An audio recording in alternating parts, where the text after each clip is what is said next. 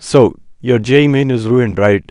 And you can't see any other option in front of you other than BITSAT. See, I know many of you haven't even qualified for JEE Advanced, and those of you who did, the effort that you put in for JEE Advanced might not be worth it. So all of you BITSAT aspirants out there, don't worry. There's still hope left. I have seen many students, many examples, put it very badly in JEE Main, but ultimately performed very well in BITSAT. There's also a case that students who perform very well in JEE Main might not perform well in BITSAT because the nature of BITSAT exam is very, very different. And in today's video, that's what we are going to discuss on what are the things that you should keep in your mind to ace BITSAT. The very first thing I would say is assessment and analysis. Take the learnings from JEE Main. What are the things that you did wrongly? What are the mistakes that you made in JEE Main? That's very, very important. If you repeat those same mistakes in BITSAT, then my friend, even God can't help you out. Very important thing is to make a targeted study plan.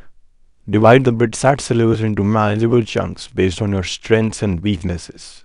Now, identifying your weaknesses is very, very important, and working on them is also very, very important. And as in BITSAT, a whole length of full syllabus coverage is required, unlike that of JEE. Because there are more number of questions, so almost whole syllabus is covered in BITSAT. So allocate more time to subjects and topics that carry more weightage in BITSAT.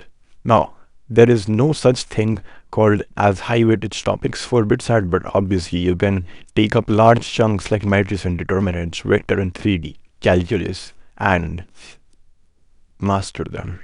After this, the very important thing is to revise stuff and make your concepts clear through one-shot videos.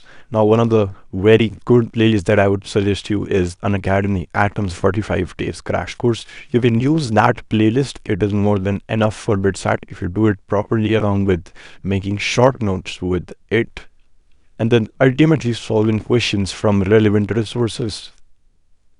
You'll do very well in BITSAT. For question practice, you can use NEET previous year questions, as more or less BITSAT level is kind of same. And for maths, you can use MCQ of any standard book and solve easy level questions from it.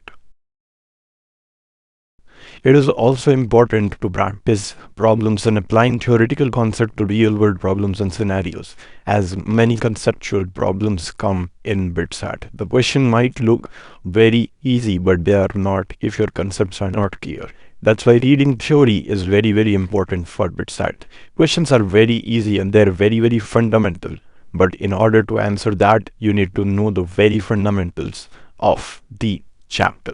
The most important thing I'm going to tell you is building discipline for the last 30 days.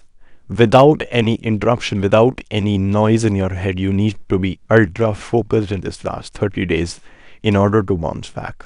Otherwise, the result will be the same as it was in JEE Main. You won't be able to qualify for Pilani as well. So a solid discipline is very, very important. Realistic goal and tracking your progress every single day is very important in order to crack BITSAT.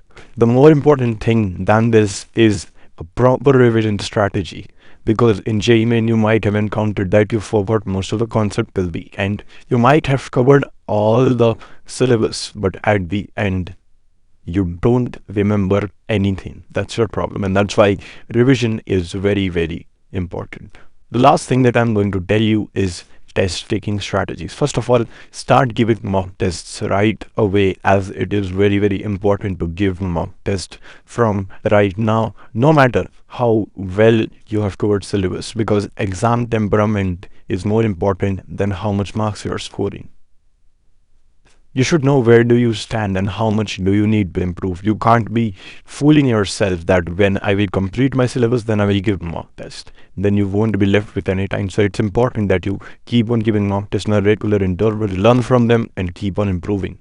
Practice time management during mock tests. That's very important. Develop a strategy for tackling different question types and prioritize questions based on your strengths and the allotted marks for each question.